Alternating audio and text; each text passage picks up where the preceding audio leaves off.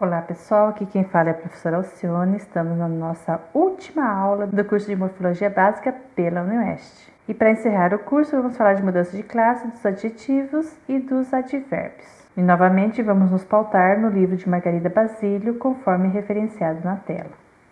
Os adjetivos denotam qualidade e propriedade em geral, atribuindo-as aos substantivos a que se refere. Processos de formação de adjetivos servem ao propósito de formar predicadores ou elementos de atribuição de qualidades e propriedades a substantivos.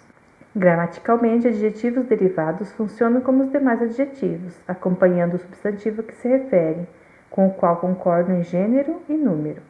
Diferentes processos de formação produzem adjetivos derivados uniformes, isto é, com apenas uma forma para os dois gêneros, ou biformes, ou seja, apresentando uma forma para cada gênero. Por exemplo, a adição do sufixo "ao" a substantivos forma adjetivos uniformes. A adição do sufixo "oso" forma adjetivos biformes. Nos principais processos de formação de adjetivos a partir de substantivos, é importante distinguir os processos semanticamente vazios, mas produtivos em seu conjunto, daqueles que trazem noções adicionais. Dentre os semanticamente vazios, os mais usados são os correspondentes à adição dos sufixos "ao", "ico" e "ário". Dos que carregam noções adicionais, os sufixos "oso", "udo" e "ado" dão a noção de provimento. "Es", "ense" e "ano" dão noção de origem.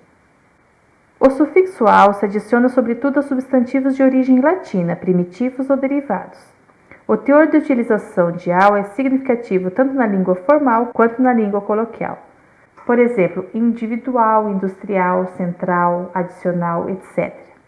Usado com bases que contêm um L, muitas vezes "ao" assume o alomorfe "ar", como vemos em familiar, similar, disciplinar, linear, etc. O sufixo "ico" se adiciona a radicais gregos, constituindo-se num caso peculiar na medida em que opera basicamente sobre formas presas, sobretudo compostas, embora também possa se adicionar a bases livres não derivadas. É característico da língua culta, sobretudo formal e acadêmica. Vejamos alguns exemplos: psíquico, anárquico, estético, lógico, etc. E simbólico, poético, histórico, lírico, etc. O sufixo "oso" se adiciona a substantivos latinos primitivos ou derivados e acrescenta a ideia de posse ou provimento em relação ao significado da base. Alguns exemplos: valoroso, montanhoso, perigoso, oleoso, etc.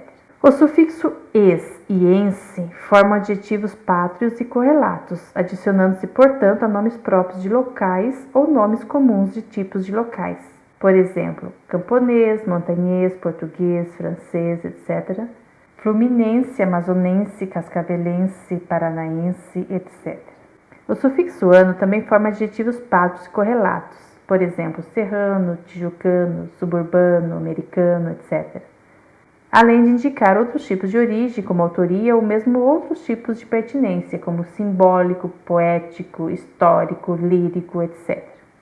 O sufixo "ário" forma adjetivos de base latina a partir de bases presas e formas livres primitivas ou derivadas. É utilizado sobretudo na linguagem mais formal, por exemplo, universitário, monetário, bancário, autoritário, etc. Vejamos agora os principais processos de formação do adjetivo a partir de verbos. Tanto o verbo quanto o adjetivo são predicadores, mas o verbo denota eventos e relações representados no tempo, enquanto o adjetivo denota qualidades e propriedades tidas como estáveis. Formamos adjetivos a partir de verbos sobretudo para usar a noção verbal de evento ou seu efeito para atribuição de propriedades a substantivos. A formação de adjetivo a partir de verbo também pode ter função gramatical. Neste ponto, a construção mais importante é o particípio passado, formado a partir do verbo para a expressão da voz passiva, cujo mecanismo requer, do ponto de vista estrutural, a conjunção do verbo auxiliar com a forma adjetivada do verbo semanticamente pleno, a qual concorda em gênero e número com o sujeito, como vemos em "os livros foram vendidos ontem". Como a forma do particípio passado é necessária para a formação canônica da passiva, podemos dizer que há uma motivação gramatical na formação de adjetivos deverbais. Isso, entretanto, não impede a utilização de adjetivos deverbais com o sufixo "do", independentemente dessa motivação gramatical, como podemos ver, por exemplo, em "ela quer casa, comida e roupa lavada" e "ela é viajada".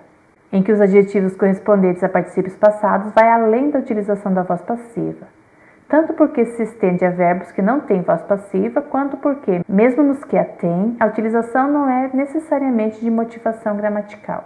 Os principais processos de formação de adjetivos a partir de verbos correspondem à adição dos sufixos ante, ivo ou tivo, óreo ou tório, veu e do.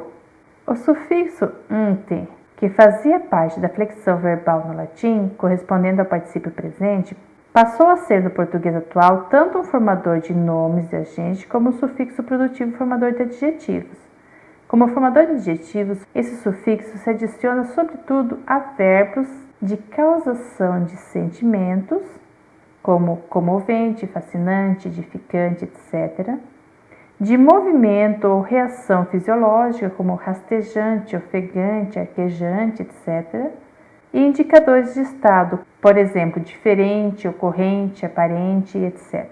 Os sufixos tivo e tório se adicionam sobretudo a verbos de ação com a finalidade de qualificar substantivos através da noção veiculada pelo verbo base. Por exemplo, teor repetitivo, efeito predicativo, sentença declarativa, partícula interrogativa, etc. Manobras protelatórias, atitudes reivindicatórias, instâncias decisórias, período pré-operatório, etc. O sufixo veu se adiciona a verbos, sobretudo transitivos, para formar adjetivos que qualificam os substantivos como possíveis pacientes ou afetados pelo processo apresentado pelo verbo. Assim, por exemplo, a partir do verbo negociar, temos o adjetivo negociável, que pode ser usado para qualificar um substantivo qualquer como representando algo que pode ser paciente ou afetado pelo ato ou processo de negociar, ou seja, algo que possa ser negociado. Outros exemplos: lavável, contornável, curável, etc. O sufixo do se adiciona virtualmente a qualquer verbo para a formação do particípio passado, que na forma variável pode ser utilizado quer na formação da voz passiva, como em lavado, vendido, recolhido, etc., quer na adjetivação pura e simples, como em atrevido, ousado, educado, etc. Em relação à formação dos advérbios, a autora diz que é um caso tanto marginal na formação de palavras, por não ser uma classe derivante. Ao contrário do que acontece nas outras classes, formamos advérbios apenas a partir de adjetivos, e não podemos formar palavras de nenhuma outra classe a partir de advérbios. Ou seja, os advérbios, uma vez derivados, não permitem derivações posteriores. Vejamos alguns exemplos. De individual, temos individualmente. De simples, simplesmente. De fácil, facilmente. Inegável, inegavelmente. E assim por diante. Os advérbios também podem ser formados a partir de adjetivos através de conversão, fenômeno que ocorre quando a mudança de classe de palavras é efetuada sem nenhum processo morfológico de derivação associado. O aspecto interessante nos casos de conversão de adjetivo para advérbio é que os produtos do processo são utilizados sobretudo numa linguagem mais coloquial, em geral a língua falada. Por exemplo, João correu rapidamente, nós podemos dizer também João correu rápido. Rápido aqui neste caso não é um adjetivo, mas um advérbio, porque ocupa a função de advérbio, embora sua estrutura seja de adjetivo. Muito bem, chegamos ao final então da última videoaula do curso.